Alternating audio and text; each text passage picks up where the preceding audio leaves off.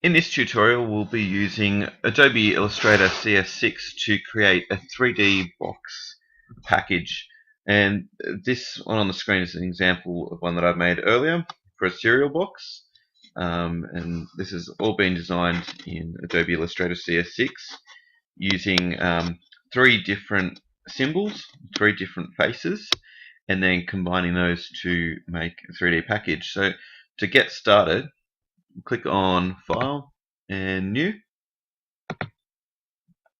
and then start a new document. So we'll give it a name, 3D cereal box.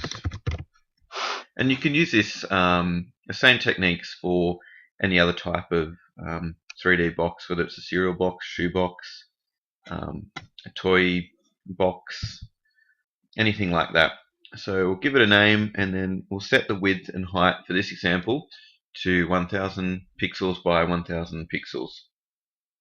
So make sure it says px there, and the units that are being used are pixels. Click OK, and that will open up a new document which we can start working on. Okay, now what we'll be doing in this example is we'll create the front side of the box, we'll create the left side, and then we'll create the the top of the box as well. We won't bother with the right hand side, the rear of the box, or the bottom of the box, but if you want to do that, you can do that yourself. It just means that you need to create more symbols to apply to this box. So first thing we'll do is we'll grab the rectangle tool, and we'll just click once to specify the width and the height of the rectangle. But before we do that, we'll choose a fill color.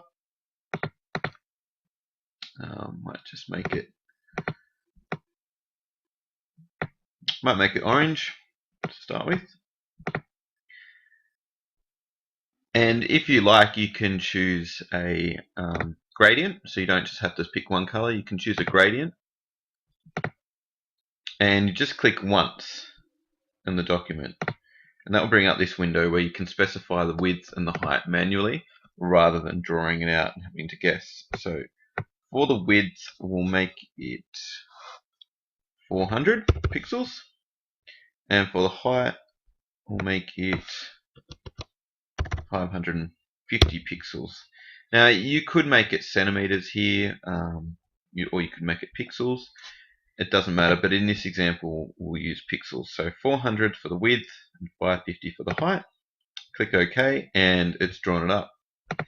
Now that's just using one of the gradients, the orange and yellow, red and yellow gradient that already exists in Illustrator. But if you want to use your own gradient with your own colors, just click on Window and then Gradient, and the gradient box will come up, and you can change the colors here. So you can see these little points here, these little sliders that you can move across to change the gradient. Change that one. You can see it changes over here, but you can also double click on these points if you'd like to pick a different color for that point. Okay, I'll undo that, and I'll just leave it how it was before. Get rid of that. Okay, so now I have the front of the box, and what I need to do next is to draw up the left hand side of the box. So click anywhere in the document, just once, and this time the width is going to be 150, but the height will remain the same. It's 550 pixels. Click OK. Grab the selection tool and just move that around. It doesn't really matter where it goes at this stage, but we can just see by putting them next to each other, we can see that they're both the same height. Again, grab the rectangle tool, and this time we'll do the top of the box.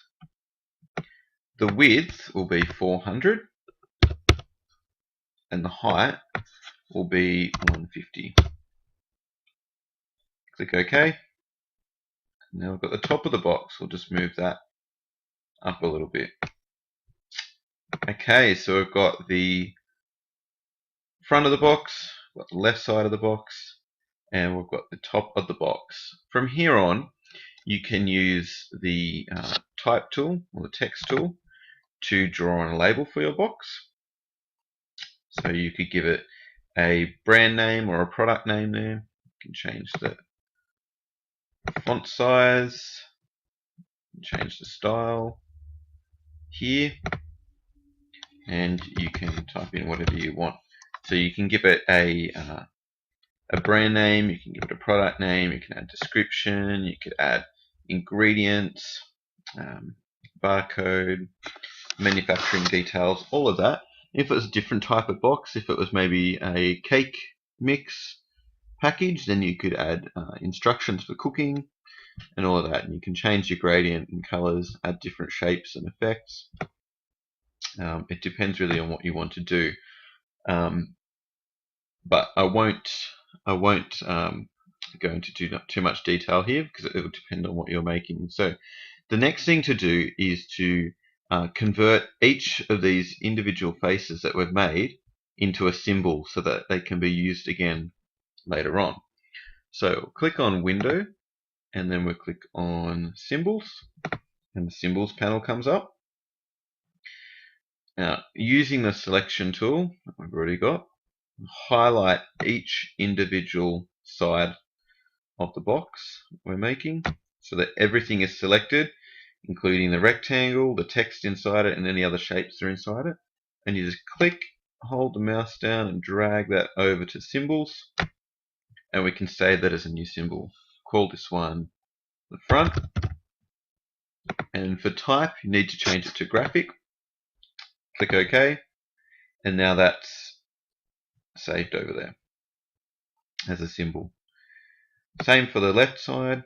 Select that, drag that across to Symbols, save it as side, change type to graphic, OK, and then again with the top.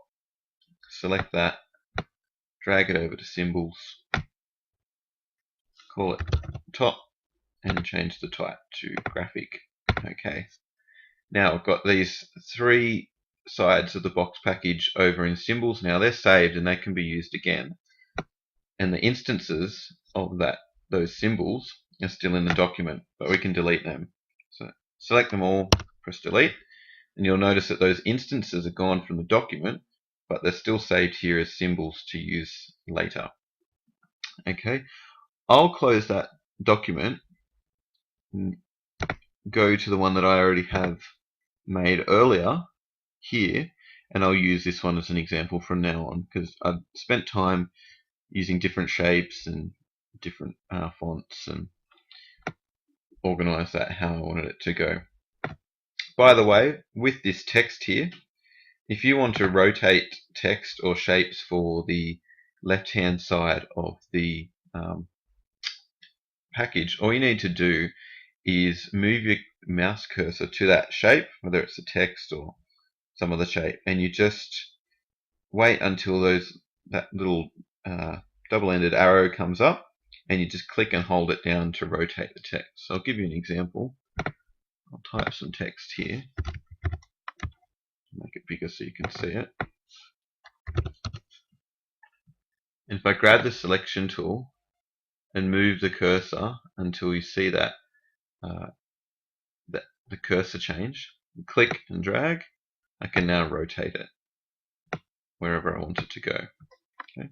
I'll undo that and show you another way of rotating, and that is to hold down the Shift key and then move the cursor until you get that arrow, like that. Click and hold, and it will actually rotate it. It will snap each time 45 degrees. Okay. So you can rotate it 90 degrees, like that. Delete that because we don't need it. Alright, so spent time, we've made each side of the box package, we've got all the text there in different shapes, and I've already saved these as symbols over here. So I can highlight all of that and delete it. And that it's all gone from the document, but remember they're still saved as symbols over there to use in just a minute. The next thing to do is to grab the rectangle tool, click anywhere in the document just once, and we want to make a rectangle that is the same size as the front of the box that we made before. So the width should be 400 and the height should be 550. And it doesn't matter what color it is, just as long as the width is 400 and the height is 550. Well, it's the same height and width as the front of the box that we made earlier. Click OK. Okay, we've got just a simple box here. Now the next thing to do is to make this box 3D, and then we're going to use these symbols that we made earlier to wrap around the box.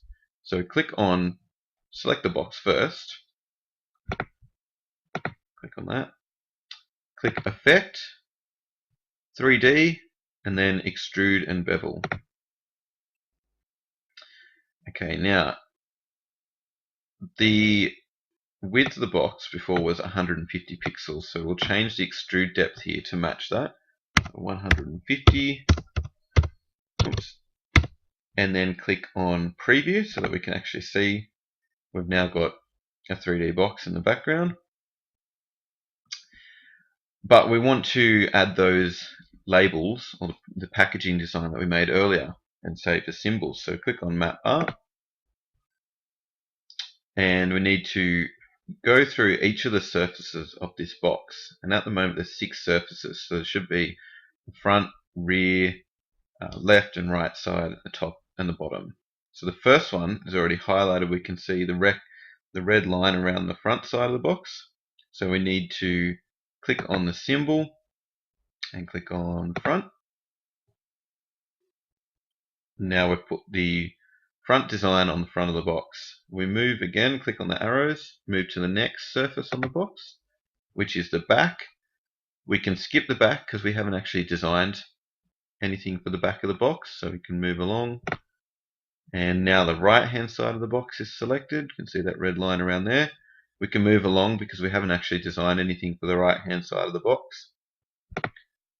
Number 4 is the bottom. Again, we have no design for the bottom.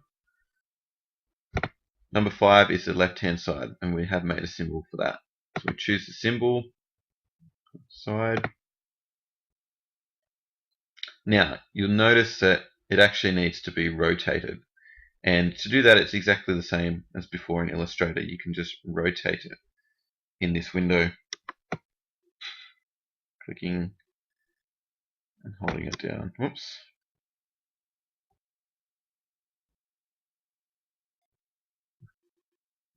Try again. Just getting a little bit slow.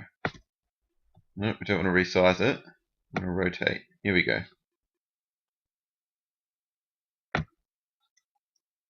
Okay. Now I've just messed that up a little bit because I resized it and it's not quite straight. So I'll just fix it up just to make sure that it's covering the whole surface.